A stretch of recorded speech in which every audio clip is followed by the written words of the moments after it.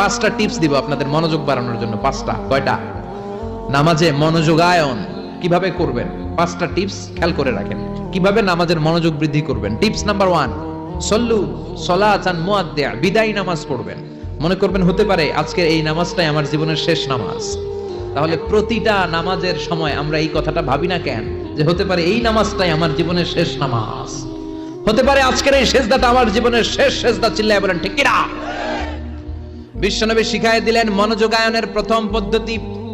নামাজে মনোযোগ থাকে না, মনোযোগ যদি বাড়াতে চাও ভাবো এটাই হতে পারে জীবনের শেষ নামাজ। সল্লু সালাতান মুআদ্দিয়া, পারফর্ম দ্য সালাহ as if this is your last and final prayer.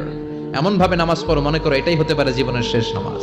আজকে থেকে প্রত্যেকবার আল্লাহু আকবার বলার সময় এটা ভাবতে পারবো না আমরা যে হতে পারে এই নামাজটা আমার শেষ নামাজ। এই চিন্তাটা মাথার মধ্যে রাখার দরকার আছে না নাই? সাহাবারা যখন মরুভূমিতে নামাজ পড়তে দাঁড়াতেন